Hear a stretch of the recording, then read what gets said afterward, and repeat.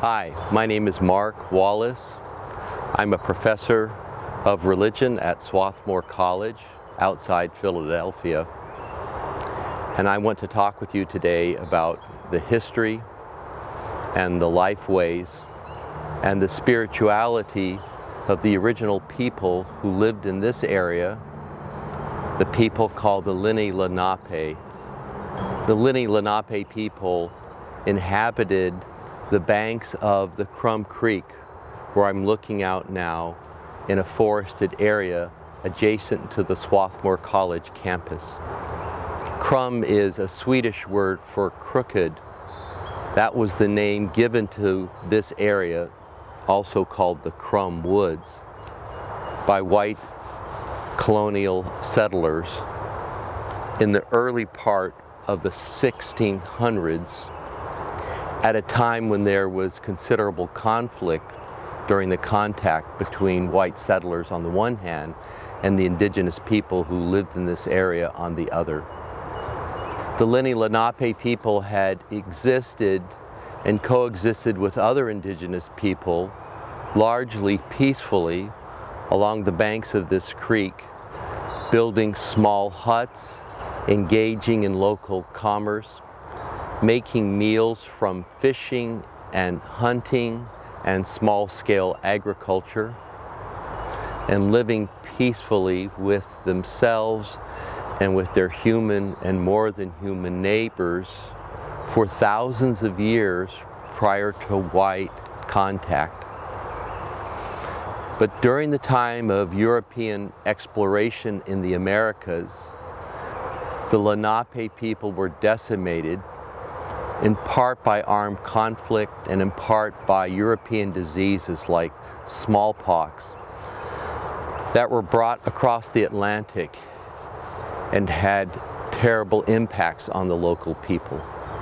During this time of first contact, William Penn, a wealthy English individual and nobleman, was deeded large tracts of land in what is today eastern Pennsylvania, where we are along the banks of the Crum Creek.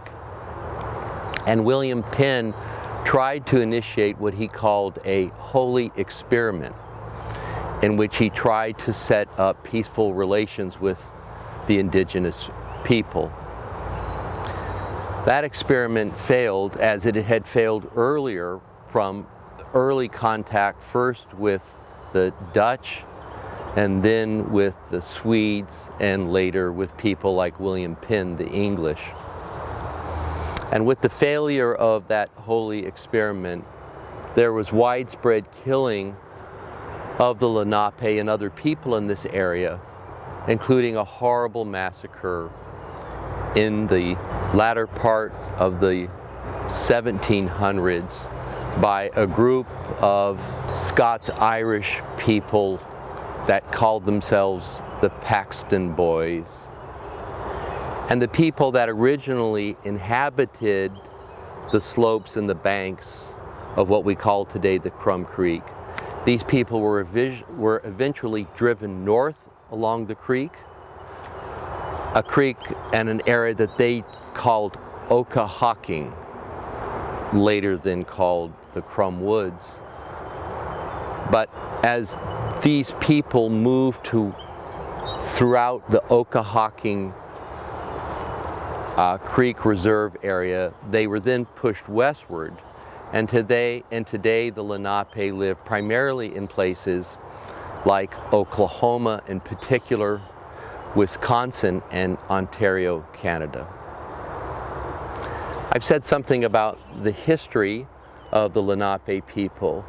Today, a thriving and vigorous and incredibly visionary group of people still here in this area, the Crum Creek or the Okahocking Reserve, but also throughout the United States and Canada. And I wanted to also say something in relation to this area about the spirituality or the religious beliefs of the Lenape, both in historical context and those religious beliefs today. The Okahocking people, or the Lenape people, were, to use a technical term from religious studies and cultural anthropology, these people were animists. They were animists in the sense that they believed that everything that is ensouled. Everything that is filled with spirit. They would refer to, in their ritual practices, the Great Spirit that infused all things with life and vitality and purpose. All things, rocks and trees and flowers and other plants, bodies of water, insects, animals, birds, and the great atmosphere above us. That worldview, that all things are sacred and are infused with spirit or great spirit, was the source of the conflict between the Lenape on the one hand and white settlers on the other. White settlers believed that land could be purchased as property, either for private purposes or by larger corporate groups. Land could be fenced and seen as real estate. But for the Lenape people, land was a common gift for the health and the sustenance and the well-being of all people. But by people, the Lenape thought that all things had personhood. They believed that there were the rock people and the bear people and the thunder beings and the tree people and the wolf people and so forth. So all beings are persons, only some of whom are human. We are the human people, but we exist alongside and depend upon the other people, the other persons, that are also bearers of sacred value and worth.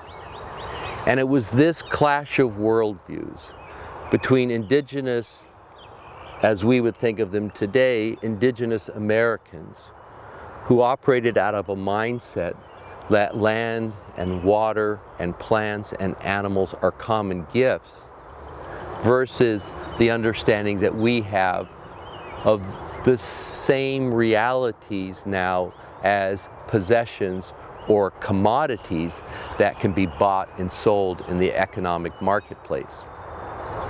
In this tension between what we might call land as gift or a gift economy versus land as private property, it was in this tension that the explosive dynamics between indigenous people and colonial settlers, it was in that tension that that dynamic emerged.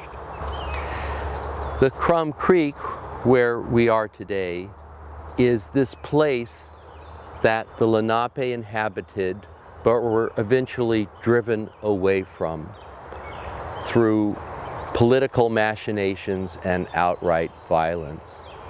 But the Crum Creek, after the time of William Penn's failed holy experiment and the Paxton Boys' violence, in the 1800s, the Crum Creek and this surrounding area was purchased by the Society of Friends to build a college, came to be known as Swarthmore College, established in 1864. Swarthmore College not only wanted to build a campus of cultivated horticulture, it also wanted to set aside on both sides of the Crum Creek land that would be preserved in perpetuity as wild space. That wild space today is the landscape of what we might call the wounded sacred, to pick up on the Lenape notion that all things are sacred. There is a Kentucky farmer philosopher by the name of Wendell Berry who says that there is nothing that is unsacred all things are sacred. There are only places that have been desecrated because all things are sacred. And the Crum Creek, while it's a beautiful natural habitat, is an instance of a place that has been desecrated and harmed by continual industrial impacts.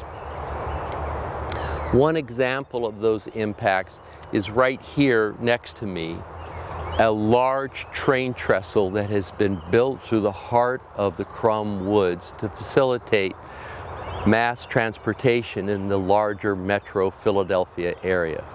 This train track cuts through a natural gorge in the Crum Woods for purposes of mass transportation. But it's an example of the damage that was done to this natural habitat through industrial expansion. By the same token, the Crum Woods is a place, while impacted by industry and wounded in that regard, is also a sacred place because it's a place that is rich with natural flora and fauna, much of which has been restored in spite of the ugly, bloody history of this place. Much of this has been restored by the Arboretum staff of Swarthmore College. There are beautiful wildflowers that cover this particular landscape where I am in a place called the Crum Meadow. Over to my right, I can hear a variety of songbirds communicating to one another their early morning songs, including a song sparrow that is sitting atop wildflowers just to my right.